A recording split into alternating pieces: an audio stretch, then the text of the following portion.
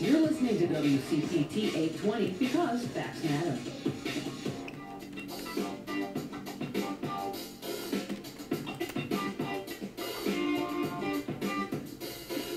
Welcome back to the Ben Joravsky Show. Ben, back to you. Thank you, Dennis. Ben Joravsky here, WCPT 820 AM. The number is 773-763-9278, 773-763-WCPT. My guest in the studio is Bob Reiner, Secretary-Treasurer of the Chicago Federation of Labor. And Bob, before we go to some of the calls who specifically want to talk about labor, let's see what Pete has to say. He's been waiting for a while with his punchline. Hello, Pete. You're on the air with Ben Joravsky. Hey, Ben. How you doing today? I'm doing all right. What can I do for you, sir?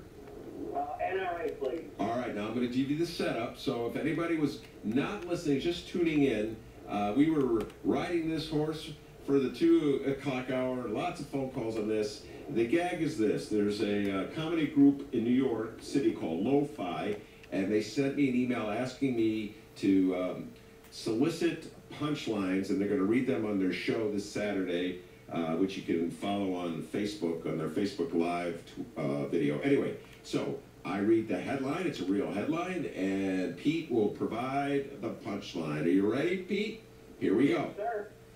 And you want the NRA. Gotcha. Okay. An NRA employee accidentally shot himself in the lower body during firearms training at the organization's headquarters, and the punchline is... Come on, folks. Everybody knows NRA stands for no real aptitude. Oh, the crowd loves that one. Pete, I think Lo-Fi may pick you. You have any thoughts on your mind about Donald Trump or unions or anything else? Stand behind your unions, folks. That's it. All right, very good. Thank you, Pete in Plainfield. Bob, did you hear that? Great. Did you get the gag? Yeah, you know, I was going to say that Pete shot himself in the foot, but you know, but he's telling everybody the right message. Stand behind your union. So I'm not gonna go there. How about you? Can you come up with a punchline? You know, I could, but it's got to be quick. You got to be quick. I don't, it's not at the tip of my tongue, but I got plenty of things I can say about the NRA. Okay, all right. Well, let's see what Frank has to say. He's been waiting to talk to you for a while. Hello, Frank. You're on the air with Ben Joravsky and Bob Reiner. Hi. You know, I know that unions and people like Bob and Bernie are kind of a nuisance to the flow towards corporatocracy throughout the world. Not just here, but also in Russia, there's people that protest. Mm-hmm. And my concern right now, not knowing Trump's relationship with Russia, is it, you know, I'm thinking that there's a possibility that he might have brokered some kind of a tit-for-tat deal with Putin, where we will make things easier on Putin if Putin will make things easier on the Republican Party, and the global move towards corporatocracy. If we do get into a war with each other, that we will target the protesters in Russia, you know, the people who are rebelling in Russia, and Putin will target those counties that tend to vote Democratic or tend to favor unionization. I'm really scared with not knowing what the Republicans and Trump have been doing with Russia. Okay. And I'm wondering if you've considered that. All right. Well, thank you, Frank. Appreciate the call. The whole Trump-Russian connection has been getting a little confusing in the last couple days. We talked a lot about this on Monday with the latest developments in Syria, and suddenly there's tough talk by the Trump administration toward Russia. It's really hard to follow. Bob, what's your thoughts in general on the Russian connection and the impact that it had on the presidential election back in 2016? Well, I think it's scary. You know, I found a lot of, you know, people on social media who've got strong opinions about Russia on both sides. Actually, you know, Ben, you probably deal with this. You got friends on Facebook that, you know, people you went to high school with, right?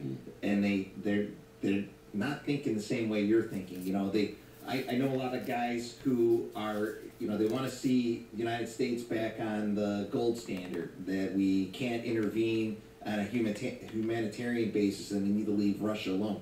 These are the same people that 20, 30 years ago would have said that, you know, we needed to propagate, you know, more into the Cold War and that we need to fight Russia. So it's bizarre to me. So when communism fell and the Russian mafia took over, then we were all in, right? And I think it's scary because you see, you know, what happened on Facebook with the quote-unquote fake news. And I know fake news wasn't created this presidential cycle, that we've had tabloid-style journalism for a century or better, and that, you know, this stuff existed forever. But the way that it moved and the fact that people are taking, you know, can make up a website name and make it sound legitimate. People just believe it. This is a source. I mean, I saw that. We were talking about Orland Park. Yeah. We had, you know, we have, you know, a lot of news that's being put out that then is, you know, getting teed up to go into a political mailer, right? It's not about an independent voice. It's not about independent news. It's not about fact checking. And the Russians really, you know, they stepped right into it. And the thing that drives me nuts is it's so much on the surface. Yeah. It's so much on the surface. But what's throwing the Republicans into complete disarray right now, right, internally, is the fact that Trump did go in bomb Syria. Whether there was a strategy to it or not, or, you know, this is another, like, Trump all over the place thing. There's a faction, you know, the Steve Bannon faction within the Trump administration that they're in love with Russia. They love Russia. If you want to get involved with people that love Russia, go follow Breitbart and Zero Hedge and all these people. They're completely in love with Russia. They hate Ukrainians. They love Russia. They don't want you to intervene in Syria because of that. And there's this whole other faction they're total globalists, right? The Goldman Sachs people. I actually find it ironic that Bannon was a Goldman Sachs guy. Yeah, it is ironic. And then now he's in, you know, he turned to white nationalism and wants to shut us off from everybody else. You know, there needs to be a balance. And what's interesting is watching the Republican Party become polarized. But the problem is, can we find our own opportunities in that? And I'm afraid that people are so concerned with fighting with each other, and that we don't have people leading us through it, that if we don't have people that lead us through it, that we're not going to be able to take advantage of the Republicans finding themselves out of sync with one another. Well, I have the sense that the public in general is always going to gravitate toward the president at a time when bombs are falling. Now, bombs have been falling in Syria throughout the Trump administration and the Obama administration, for that matter, too. So, but the attack on Assad may have had it's the very bizarre impact, Bob, of bringing people, you know, rallying people to Trump. Before we go to this other call, I just have to ask you this. You know, Congressman Gutierrez was on our Hideout show last week. He point blank said that in his opinion there was collusion between the Trump candidacy and the Trump campaign and the Russians leading up to the November election. Do you share his opinion? Oh, absolutely. I mean, as somebody who's worked in politics and you just see things, right? There's instinct. Why wouldn't the Russians want to be involved in our election, right? This is a tactic that governments have used forever, right? I mean, the United States has been accused of messing around with other people's elections. So to the extent that people are like, I don't believe that the Russians got involved in the presidential election. You can't tell me that. Yeah. You know, I reject that. That you know, we elected Donald Trump because we rejected Hillary Clinton. Give me a break, right? You know, the intelligence community, everybody's intelligence community, has been messing with one another going back for centuries. At some level, there's always been spies, and there's always been people trying to topple governments. The thing that if people are ignorant to the fact that folks want to come in, the only thing they're worried about are refugees coming in here, and that they're hiding as terrorists, then you haven't been paying attention to the way our government's been, unleashing political terrorism on us for, the 8 years of Barack Obama's administration, where they just stood in front and said, no, we're not doing anything. That's Bob Ryder. He's the Secretary-Treasurer of the Chicago Federation of Labor. I'm Ben Jarofsky. 773-763-9278, 773-763-WCPT. Bob, let's take some calls here. Hello, Chris. You're on the air with Bob Ryder and Ben Jarofsky. Hi, Bob and Ben. How are you guys doing today? We're doing well. What can we do for you, Chris? Good. A couple observations and then a question for Bob.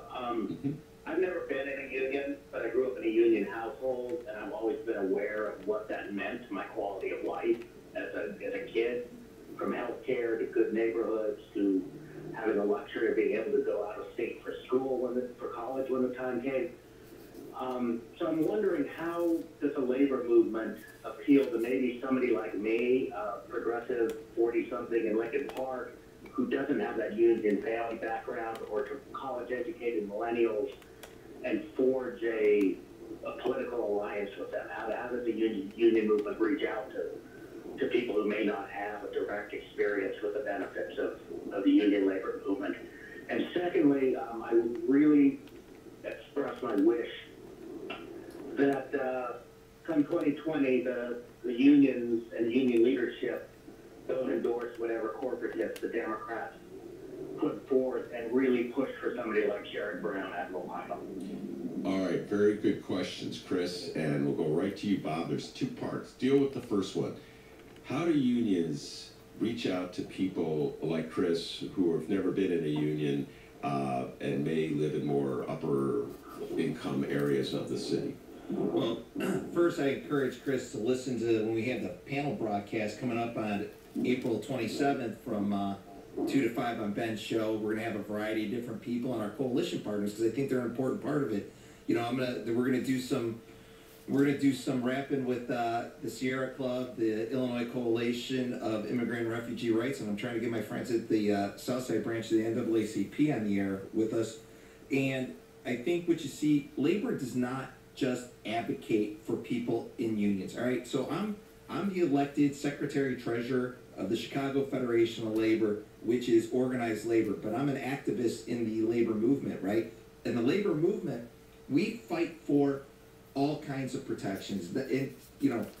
We have a lot of folks that were affected by their sick time ordinance, right? White collar workers, right? All of a sudden now they're going to get 5 days of sick time. That's, maybe they had a lot of benefit time, but they didn't have the discretion to use it. This ordinance takes care of it. So there's a lot of different things that we do, and I'll tell you this, that this country is not going to have a real economic recovery unless we do something to put money in people's pockets so they can spend it, right? So it's not just about increasing the minimum wage, it's about doing the hard work that it'll take in neighborhoods like Englewood and Austin to give better social infrastructure that our members in the Chicago Teachers Union fight for, that our members that are trying to diversify their trades in the construction unions, and historically, the backbone of building up, minority populations, that being the manufacturing and service sectors, right? Making those livable wages. And how does that affect people in Lincoln Park? Is it, if we can build that foundation of prosperity, one, we're going to have a better sense of community, and two, we're going to have a better overall economy, because things that happen in one neighborhood of the city impacts everything that happens in the rest of the city. So, there's other things too. Like I mentioned, the coalition partners. I can't tell you the work that I do with the Sierra Club in terms of providing clean jobs, right? It does two things. It gets people to work, but it also helps the environment. And I tell you what, with Scott Pruitt at the EPA, and with a guy like Bruce Rauner, who we never know who he's going to target yet, our governor, right? He hasn't gone after the EPA yet, but this guy's a venture capitalist. He'll get there eventually, right? So we need to have those partnerships, because there's things that we do together, right? We protect jobs, but then we're also protecting the environment, right? And we talk about the groups like ICER, the Coalition for Immigrant and Refugee Rights. We're protecting immigrant populations. It's not just people that come from Mexico, right? It's the refugees that are coming from places like Syria. It's you know, we have a significant undocumented Irish population here in the city of Chicago. This was a country that always welcomed immigrants and refugees. There's a place here for them. They're not stealing jobs from people. Okay, now, what about the second part of his question, which is actually in the minds of a lot of our listeners? The corporate mentality in the Democratic Party, the old, it's the old Hillary Bernie split. What can unions do to have a more progressive Democrat on the ticket? You know, we could start by, you know, I'm not through the book